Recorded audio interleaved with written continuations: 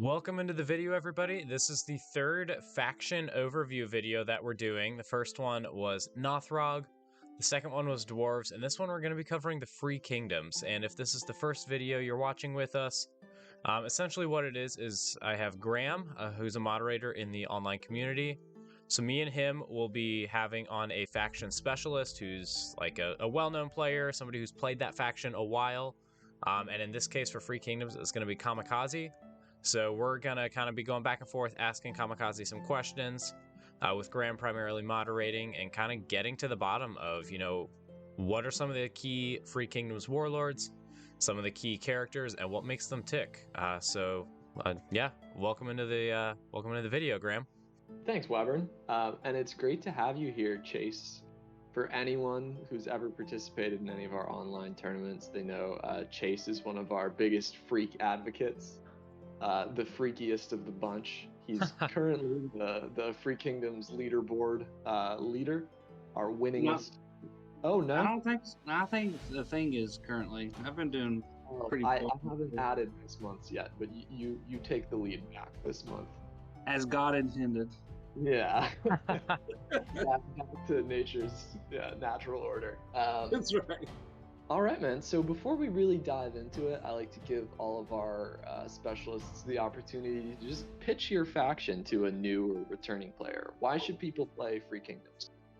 Well, Free Kingdoms have always been an underdog, and who doesn't love a good underdog story? Free Kingdoms are most certainly the underdog on the lore. I mean, they're the scattered factions that the Nothrog and every other faction tore apart, and lore-wise, they've always been, the peasants and the different scattered peoples of the Cordlands. So, I've always liked the underdog story, and so that's kind of like how I got attached to them initially. And whenever I started the game, not only were they the underdog in the lore, but they were pretty bad faction in the game. Like that was back in. Whenever Shalara was their best starter. Oh, yeah. Things have changed a little bit now. What are some of the Free Kingdoms' strengths in the current meta, Ancients? The freaks they're best at moving their characters or opponents' characters around. They're also they're all the Wii faction. They're good at buffing each other. They're also the fastest and most reliable at getting their warlords to the front rank. Yeah, that's certainly true. And as far as uniqueness, as a faction, multi-striking is kind of like their thing. So they have a lot of level 1 multi-strikers, a lot of level 2 multi-strikers, where most other factions don't have that. I think just in general, they have a lot of low-level characters overall, and it just happens that a lot of those low-level guys have multiple printed strikes as well, so you get a lot of them up front pretty easily, and then leads to many strikes. Yeah, that kind of leads into the peasantry aspect of them. I think is they're as a faction, their decks tend to lean towards more lower level characters a lot of times. As you see on the screen, Addermy, the best freaking warlord, she excels with level 1s. Yes, certainly a faction that can get into it very quickly, whether it's through low level characters or high level characters moving up front. I've always thought of them as the faction for whom the starting army is the most important. They have probably the most versatile starting armies of any of the factions at a competitive level, and that can be a tremendous advantage because the only cards you're guaranteed to see during a match are your starting army. Yeah, they definitely. I would say they have the most versatile level 1s. Their 2s don't usually tend to change a whole lot. I don't know. Okay. I mean, you've got a lot. Not to name too many names, but I would tend to lean that they have more options than a lot of other factions, at least viable options. Well, let's get a little bit specific then. So when we talk about Free Kingdoms in the current meta, what do you see as the current best Free Kingdoms archetypes? If someone's looking to build a Free Kingdoms deck, what sort of deck should they be looking to build? Well, the low-level Weenie Blitz is by far one of their strongest aspects because of Addermy. Because they have so many low-level and especially level 1 multi-strikers, the boost that Addermy gets combined with Brother Domini that's an archetype by itself. So low level blitz is really good, but not just Addermy can do it. I mean, an underutilized warlord that is also really good with the low level blitz is Samuel. Samuel, I mean, he gives out 2+5s before anything from hand as well, so that can turn a low level character into a nightmare by himself. Yeah. I mean, and that's one other person for a low level build. I mean, you also they also have good warlords that cavalry will. You don't see the cavalry so much, and you won't until Winter Warfare gets hit eventually. It's just a matter of time, I feel. But because cavalry, that one card completely can shut that style down. But they have a lot of warlords that are really good at cavalry as well. Like you have Jacqueline in play, and Sir Robert, and Beastmaster. Those are like 3 really good cavalry warlords. And when I say cavalry, for if people don't know, I'm talking about the higher level characters that you don't normally see a whole lot typically in Free Kingdoms, unless you're playing like Bob or somebody that you just throw them forward and then ready them and get to swing multiple times with a multi-striking higher level character. One variant of cavalry that I think the Free Kingdoms could do that may not be as difficult or made as tricky by Winter Warfare is sort of the archer cav, where you're playing high-level archers with powerful range strikes. Because obviously they don't need to move up as far, and they can get into the action a lot quicker. And Jacqueline is a great warlord for that. She can boost ranged strikes. Is that something? She's really good with Peyton things. Like you could have started off on a Peyton thing, and Jacqueline, and if Peyton makes his marksmanship skill check, then like she pretty much guarantees a kill shot for 3 wounds, by herself with the Fargo Eyes. Yeah. So we've been talking a little bit about warlords. Obviously, Adarami is sort of the cream of the crop. Yeah, she's top tier. But let's say that someone starting out with Free Kingdoms and they have a particular class in mind, sort of warlord they would want to play. Could you recommend like a good fighter warlord for a new Free Kingdoms player? Yeah, I mean, it comes down to what they're wanting to do with that fighter. Like Bob's the best fighter warlord for Freak that offers the cavalry style, where he's acting as a supporting role. If you're wanting a fighter that's going to come up and brawl, the best fighter that the Freaks have, in my opinion, is Ian Unsullied. I mean, he has 4 printed melee strikes. So, like, if you want to bang with him, that's the guy to do it. Plus, the Paladin keyword has relevant cards in the format, so that helps as well. And so, for clerics, would you recommend Samuel, or is there another Free Kingdoms cleric? Beastmaster is the first person that comes to mind, but like he's specific to lycanthropes. But like a lot of the good Free Kingdoms characters are lycanthropes, so that helps. But yeah. Samuel is also a great supporting warlord and highly underplayed. Yeah. One other cleric warlord that I wanted to mention when it comes to Weenie Blitz is the Lady of Mercy, who doesn't have the same buffs as Adarami, but can make your first level characters a lot deadlier nonetheless. Yeah, it's worth noting as well for Lady of Mercy that the art for her, both on Accord Lanes and Untap, is the level 5 version of her. She was since errated and received more recent printing to be level 4, since she is a cleric and a rogue. So don't do it. Yeah. I did build a deck, be like, whoa, 2 classes, level, she's busted. She has most definitely been fixed. Yeah, I mean, she's already really good, but if she was level 5 on top of that, woo! You see her a lot more. Uh-huh. But the thing with Lady is, like, usually you're going to see her exclusively, from what I've always experienced and played myself, in another low-level blitz style deck, because with her ability, I mean, you're just playing the numbers with the react, so you want to get as many strikes as possible, so because eventually one of them's going to be a 17 or higher. So that's the idea with her, is just keep rolling the dice and you'll eventually crit. We talked about Jacqueline as sort of a general type rogue. If someone's looking for a more assassin-y kind of rogue, Do you have a recommendation there? Yeah, I would go with, if you want to be assassin style, but the freaks don't have an assassin warlord. But if you're wanting to do that style, I would recommend Trevane Cartwright. He's a really good frontline style rogue warlord. Yeah, I often think of Trevane as just the rogue version of Ian. They're both just getting a ton of strength. Pretty much, yeah. Yeah. And then I know the Free Kingdoms don't really have a lot of selection when it comes to wizards, but is there one that you'd recommend? The only option they got, I mean, they have Ardentide and they have Anton. And if you're actually wanting a wizard that's gonna like be more threatening, I would recommend Ardentide, because he can punish people with the DC saves. But yeah, obviously it's not a faction for tremendous.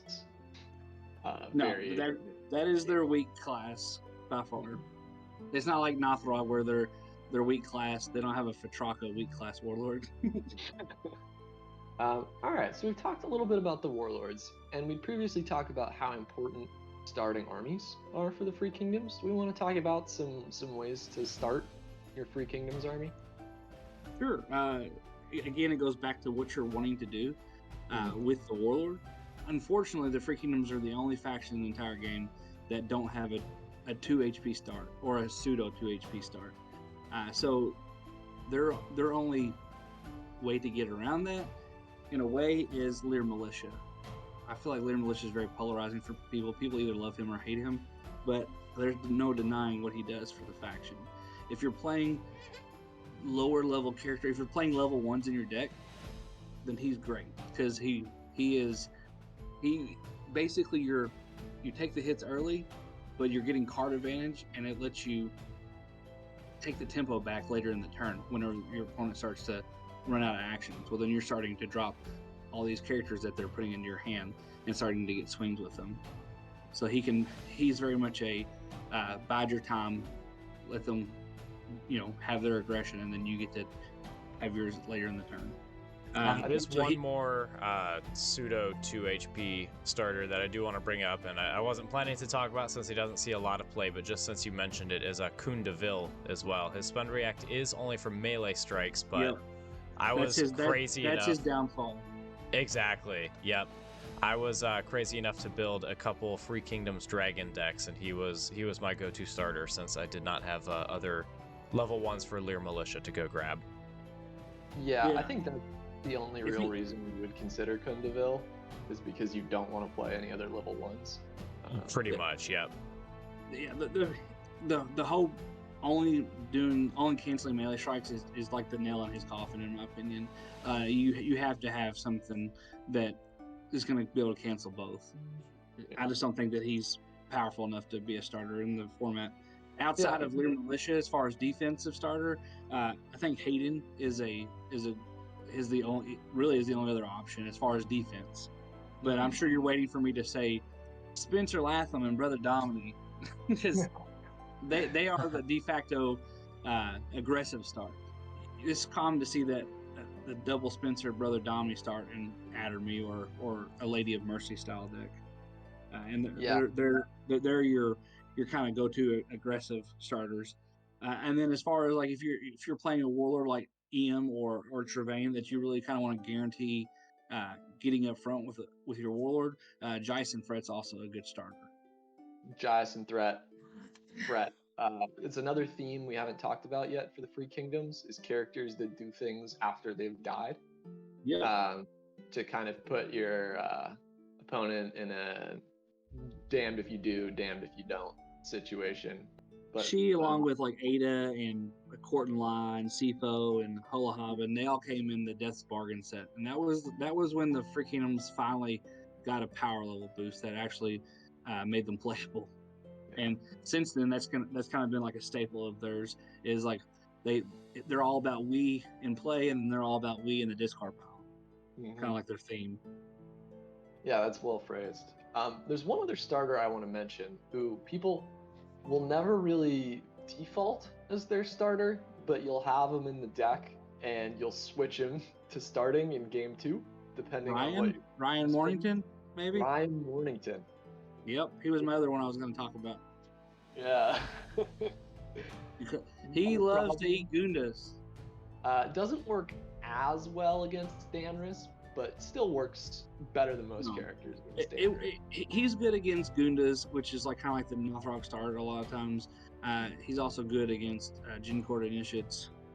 Yeah, Amatria. And then, Amatria, and also elves like to play Ametria Tanzik, or Amatria, I don't know how to say it. Yeah. Or, no, I'm sorry, the Bone Golem as well. I've seen the Bone Golem a lot in like Javin. Necromancer style decks. Yeah, Javin as well. Yeah. Really all elf starters. Yeah, pretty much, yeah. But like even against Deveranians, Dilshant Keeper is probably the most popular starter, and he's not as good, but it does have value. And if it's not Gene Court Initiate, it's not Dilshant Keeper, then it's Deveranian Courtier. He's good against that. So yeah, he's definitely someone that you can run in the deck. He's not going to let you down, and you can swap him into starting once you know what you're up against. Yeah, I agree. So we talked a lot about ones. We want to talk about some level 2s to start with. Yeah. I'm curious to hear y'all's take, because in my opinion, they don't have a lot of level 2 starters that they don't have a lot of variety. The variety that they have in their level 1s, they don't have in the level 2s. As far as like ones that I play and ones that I see, of course, you cannot go without mentioning Bakbu and Bala. He's kind of like your de facto starter for most. Yeah, he is the freak starter. He works for frontline decks. He works for cavalry style decks. He gets it done. Along with that, you also typically see a lot of times, along with Bakbu, you'll see a Borgin Ferris. He's helping you get to the front rank for a warlord that wants to do that. If you're not trying to rush your warlord to the front, it's common to see like Glenn the Blaze, or it's like alongside a Scarlet, or a Rosalie. Those are kind of like the four to five characters that like you see as a starter. Yeah. Two more. Go ahead, Graham. Well, I was just going to say the Glenn the Blaze Scarlet combo is potentially 3 consecutive range strikes in one action, which makes it very good for aggressive decks. Yeah. If your dice are hot, you can really tear up some ranks. And if you're going to be readying level 1s, which many Free Kingdoms cards like to do, Rosalie giving them extra strikes is great, but she's also a level 2 cleric that doesn't have to spend for anything else, which makes her really good at protecting your front rank. Yes, and there's lots of good low-level cleric spells that can reduce wounds, or like Final Blessing, give the extra HP, which is essentially like an extra, it's like a wound reduction, or doing what a wound reduction spell would do for you, which is just buying you time. Yeah, another 2 level 2s that I've seen somewhat frequently are Joseph Krieg, kind of as an alternate to Glenn the Blaze, just another range striker to go with Scarlet, and then Kiris Iskar, if you are running one of these upfront guys like Trevain or Eam, is pretty common in a freak fighter deck. I like to, for like Eliel, however you say it. I don't like to start him, because you usually need your ranks, but I play 3 of them in my deck. Okay. I'm glad somebody put Novice Ruth. Yeah, Novice Ruth is also a great starter. Yeah, she's there, like, if you're pretty sure that you can get to the front rank, like with Isles, built-in movement, plus Bakbu, you're guaranteed. Or, if you're running enough movement actions out of Eam, just the massive attack boost that Novice Ruth can give out is pretty good.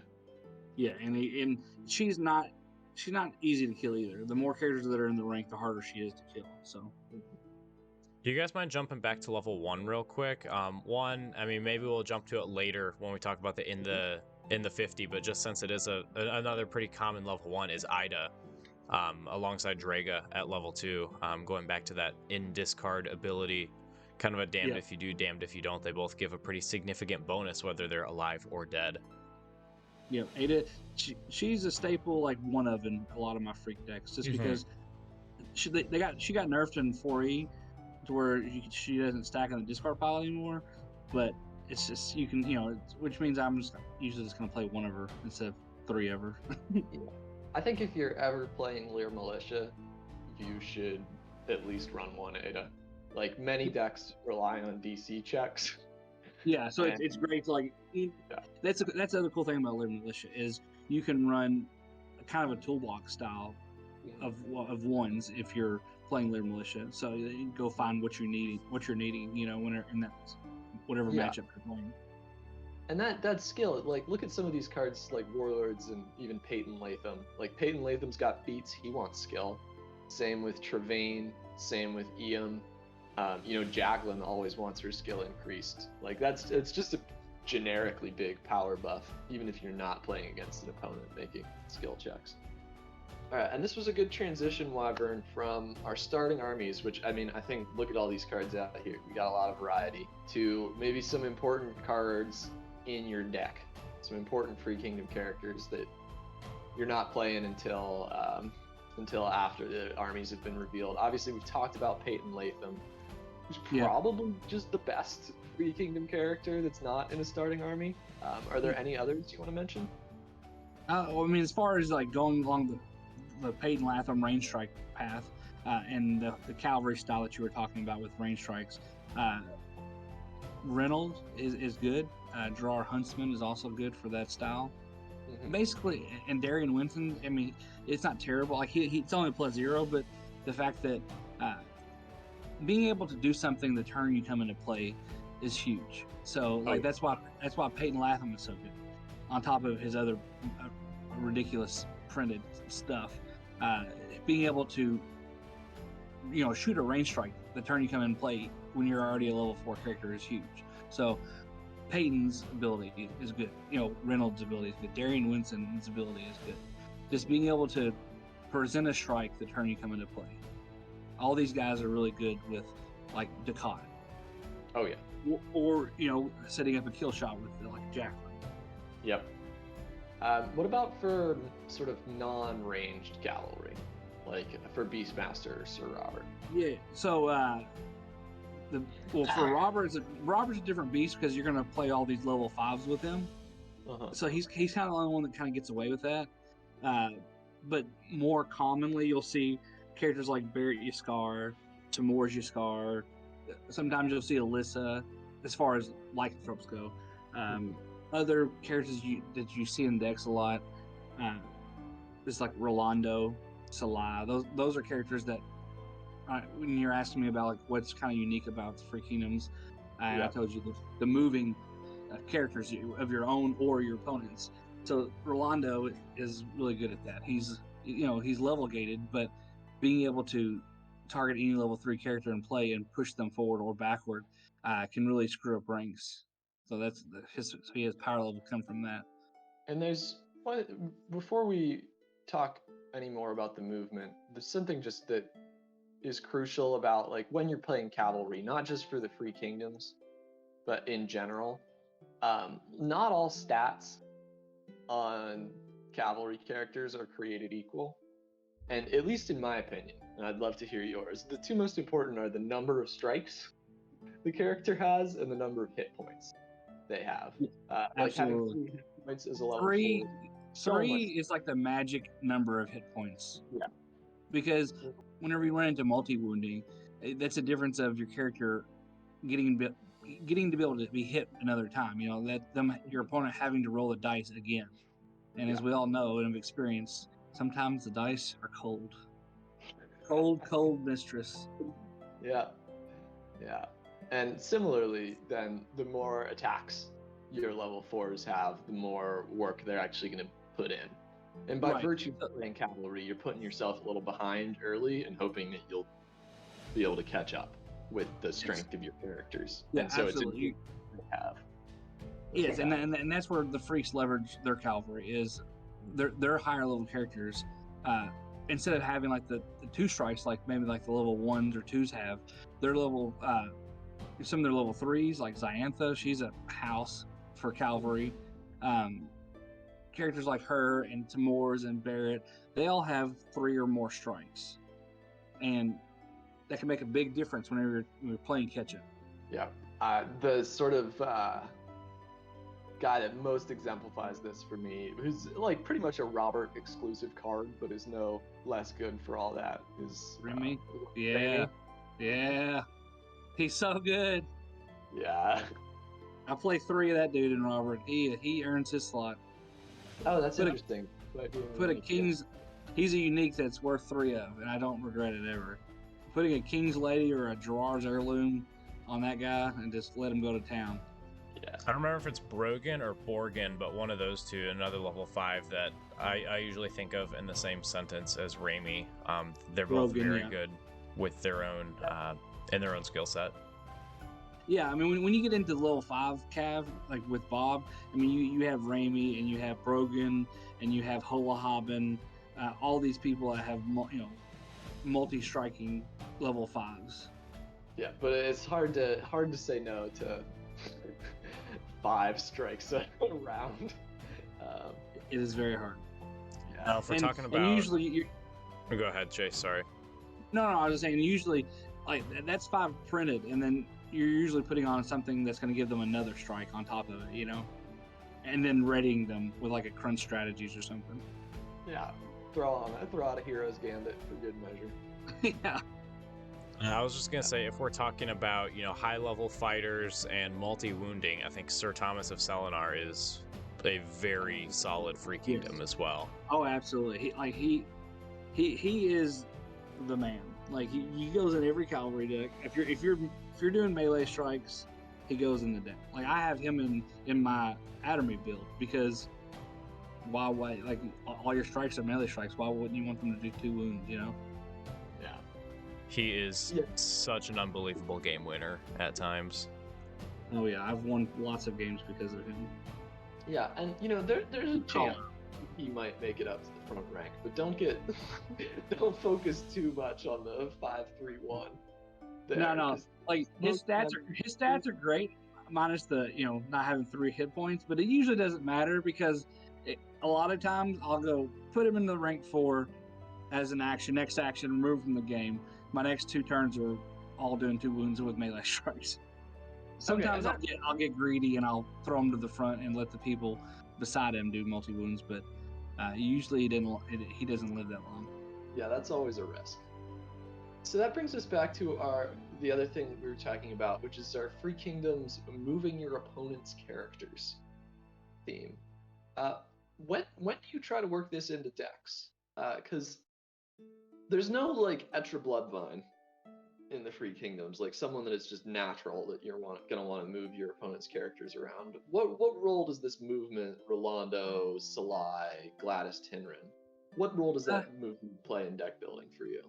Usually I'm not specifically putting those cards in my deck to mess with my opponent. It's just like an extra bonus. Like Rolando will target my own characters, but he says any character can play, so he can also just randomly mess up opponent's rank by targeting their level 3, and pulling them forward or something, and making, pulling your character, your like level 2 forward that was the only character between you and your Warlord, and now your Warlord just got spent out of nowhere where they weren't expecting it. So it's like a double threat.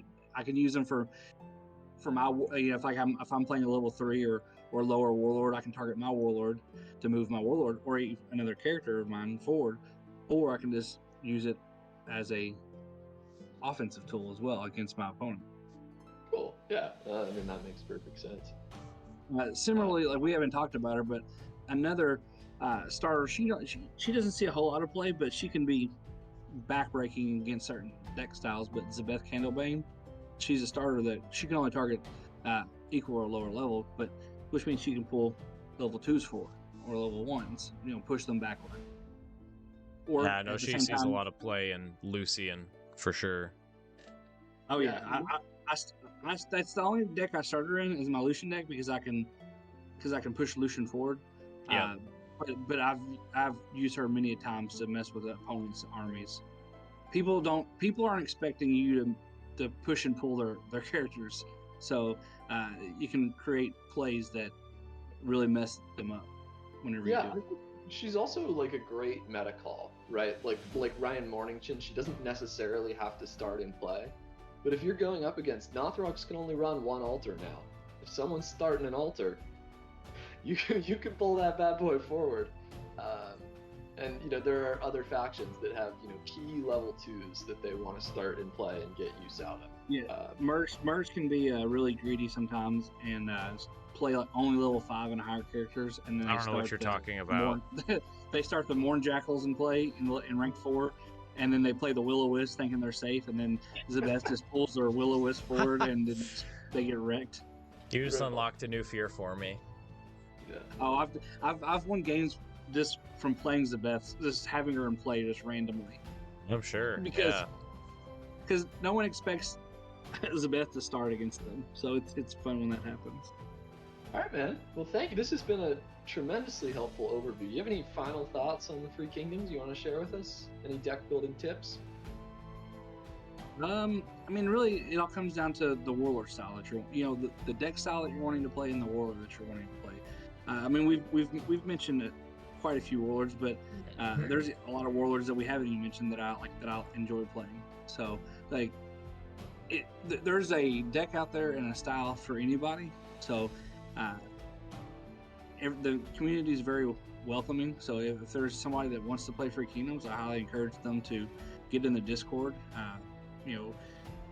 Send a message. You can message me, or you can message in the Free Kingdoms encampment. People are always willing to help out for any deck style people want to build. Thank you so much, man, for coming on and talking to us. Yeah, man, appreciate it. It was fun. Yeah, just in closing as well, one thing I want to say about the Free Kingdoms is, I mean, Chase talked at the start about them kind of being the peasant faction, kind of underdogs. We started with Adarami and Jacqueline in play because they are two of the top tier warlords, but compared to some of the other factions we've talked about so far, we have so many cards in play, as you can see, for the Free Kingdoms right now, and it feels like we've hardly scratched the surface with them too. So they're, although like outside of Adarami, maybe not like the best faction out there, they have a lot of options, and much like the Nothrog, they're very versatile. But that'll go ahead and wrap up this video. It's our third faction overview. Thank you so much for watching, and thanks to Graham and Chase for coming on and for the discussion. We hope this video was able to be a help for you if you're getting back into the game, learning for the first time, but just kind of an overview of what the Free Kingdoms have to offer as a faction.